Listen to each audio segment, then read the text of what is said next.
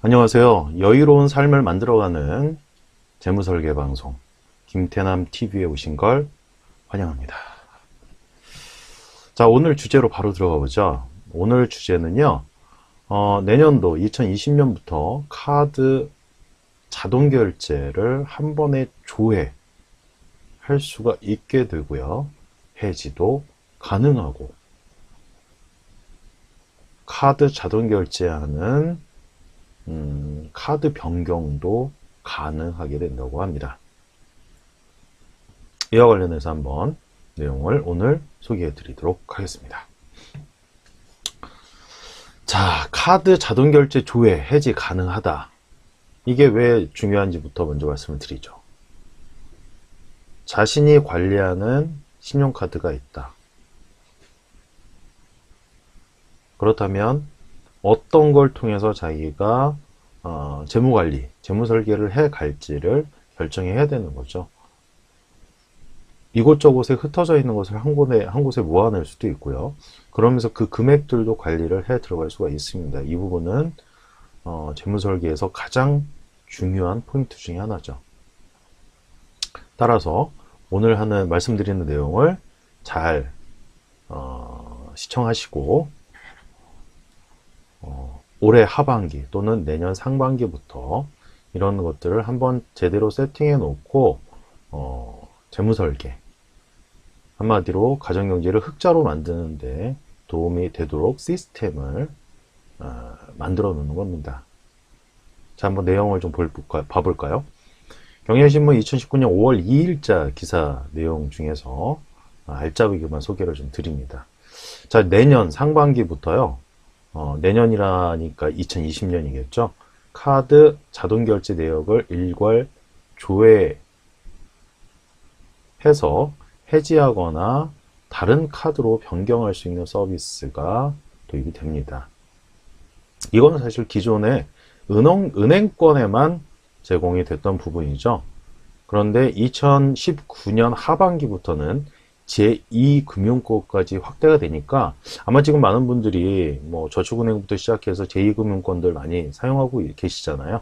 그런 것까지 된다고 하니까 이제는 전반적인 재무설계의 그림을 그려낼 수 있고 자기 통제할 수 있고 관리를 해 들어갈 수 있게 된다는 뜻이죠. 이렇게 됩니다. 조회, 그리고 변경 신청, 변경 완료 해서 자신이 몇 개를 갖고 있는지, 어떻게 되어 있는지, 그리고 어떤 카드를 자동 납부로 세팅을 해놨는지 하는 부분들까지 쉽게 변경하고 완료를 할 수 있는 기능입니다. 이렇게 계좌 정보 통합관리 서비스 앱에서 자신이 갖고 있는 카드로 자동 납부되는 결제 목록을 한눈에 확인할 수가 있는 거죠.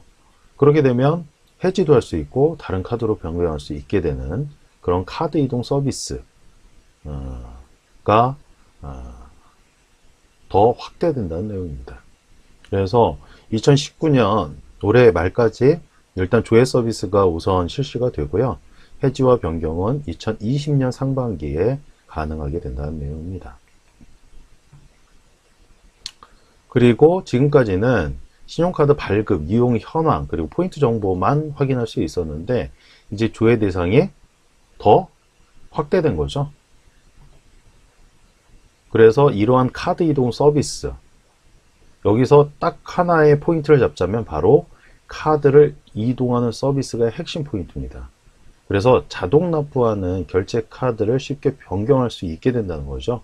자신이 원하는 카드로 자동 납부를 세팅해 놔서 재무관리, 재무설계할 때 자기 눈에 확인할 수 있게 해 놓는다는 겁니다.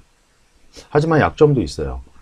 가맹점과 해당 계약을 맺지 않는 또 카드 같은 경우는 이런 카드 이동 서비스에서 신청이 거절될 수 있으니까 이거는 유념하셔야 되겠습니다. 그리고 저축성 보험과 같은 부분은 아직 카드 결제가 되지 않거든요. 이 부분들은 카드 이동 서비스 대상이 아니라는 거 유념하셔야 될 것 같습니다. 그래서 지금처럼 이제 보험료를 카드 결제하시는 분들은 아마 그 민원성 클레임을 계속 보험회사에 걸어서 매달 카드로 결제를 지금처럼 하셔야 될 가능성이 높고요. 자, 이 역사를 좀 잠깐 보면은 계좌 이동 서비스는요, 2015년 7월 출시가 됐고, 제1금융권에서는 변경이 불가능했죠. 이 저축은행 그리고 상호금융, 우체과 같은 제2금융권은 자동이체 내역 조회, 해지만 가능했었고요. 변경은 불가능했었는데 2019년 하반기부터 계좌 변경이 가능하게 되는 겁니다. 사실은 조회 해지만 내역을 조회하거나 해지만 가능한 거하고는 사실 변경하는 부분이 꼭 필요했거든요. 변경을 쉽게 할 수 있으면 내가 조금 더 내 관리하는 능력이 커지게 됩니다. 주체. 그리고 또 하나는 50만 원 이하의 소액 결제, 그리고 1년 이상 거래가 없는 계좌의 잔고 이전이나 해지 서비스인 숨은 금융자산 찾기도 2019년 하반기부터 증권사와 제2금융권으로 확대가 됩니다. 이렇게 되면 어떻게 되냐? 그동안 쓰지 않고 있던 1억 1천만 개의 계좌에 있는 7조 5천억 원의 돈이 주인을 찾게 될 가능성이 커지는 거죠. 지금까지 해온 내용들을 보면 숨은 금융자산 찾기 서비스 같은 경우는 2018년까지 예금과제에 있던 867억 원을 다른 계좌로 이전을 했고요. 그동안 찾아가지 않았던 보험금들 금액이 꽤 크죠. 3조 125억 원을 찾아갔습니다.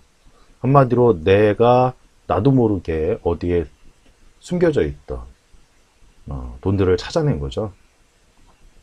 즉 이렇게 자기 카드를 늘 조회하고 볼 수 있고 그 카드 결제하는 부분을 변경할 수 있다는 부분은 내가 어디에 숨은 돈들이 존재하는지를 주기적으로 체크할 수 있다는 거고요. 이렇게 함으로써 그동안 카드 때문에 속썩이던 부분들을 일부 해결할 수 있게 되는 겁니다. 사실 재무설계에서 이 카드는요, 쥐약이었거든요.